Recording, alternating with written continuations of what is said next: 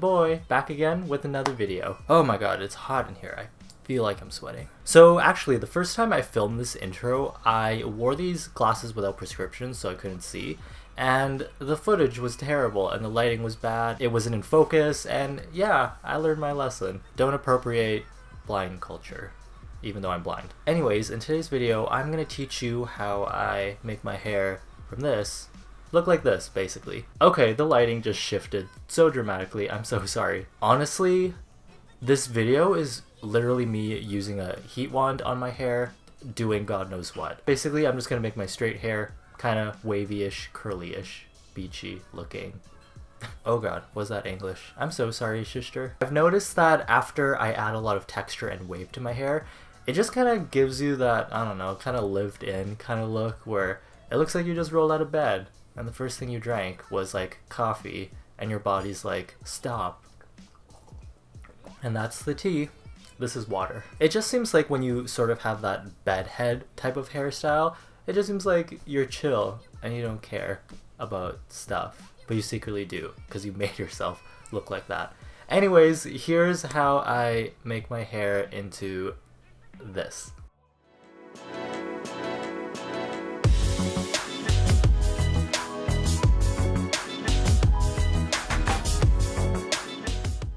So before I use any heat tools on my hair, I'll typically use a heat protectant first. I'm gonna use this one by Living Proof. It's the Restore Perfecting Spray. I got this from my work. I haven't even opened it yet. Today's the day.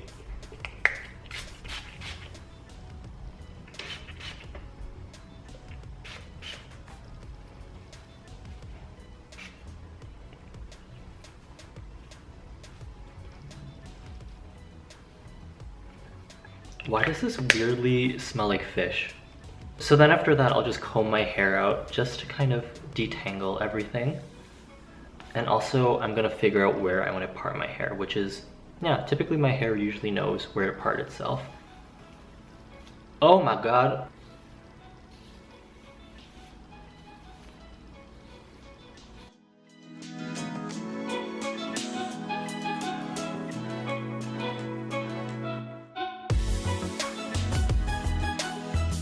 So usually when I curl my hair, I'll use a straightening wand.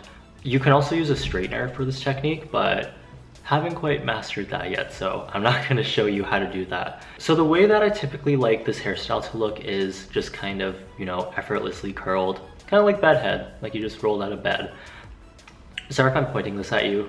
I don't think I have a proper technique to do this. I just kind of curl however I feel and kind of hope for the best. So with this guy here, I'm gonna curl this one away from my face. I'll hold it like this. I usually don't go all the way to the end. I'll just leave a little bit of it hanging. And then you don't have to, you don't have to leave it on the curling wand too long. I find that under like 10 seconds is probably good enough.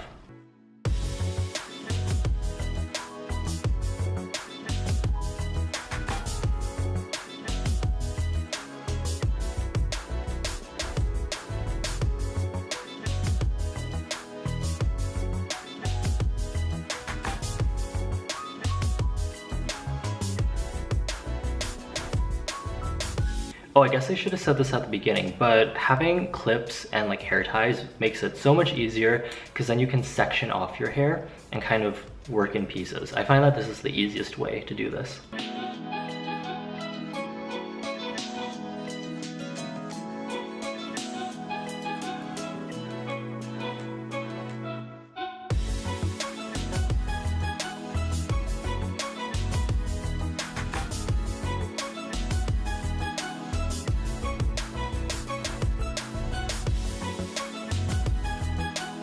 I hate these back pieces. They're usually the hardest to do. Also, you can't really tell what you're doing unless you have a mirror that shows you the back of your head. So you just kind of have to guess and hope that you don't burn yourself. Okay, so that's one section done. So I'm just gonna section this part off and then we'll do the other side. Oop, that did not work.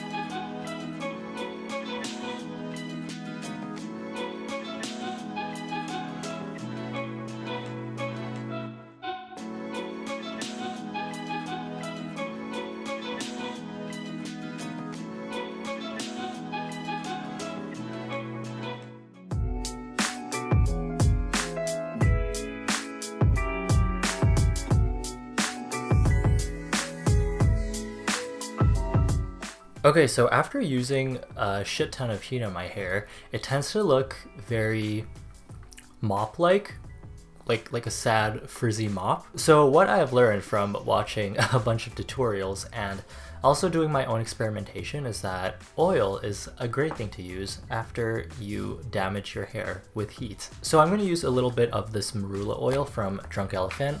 I find that it's a very lightweight oil. I put it on my face and I find that it doesn't break me out. Well, if I use it too much, it does. I feel like it's light enough to put on my hair. I haven't put this on my hair before, but we'll see what happens. Oh. I'm scared. Please don't be too heavy. So what I'll do is put a tiny bit in the palm of my hands and just kind of rub it in, and then just kind of run it through my hair. And then this will help take down the frizz that the heat has created. The hair oil that I typically use is not here. I can't find it for some reason. Wow, no preparation at all. Yeah, so doing this will add a little bit more life back into your hair. And sometimes if I find that there's areas where the curls are a little bit too tight and not as natural looking as I'd like, I'll take a brush and then just kind of brush it out, just to kind of loosen up the curl a little bit. Ow.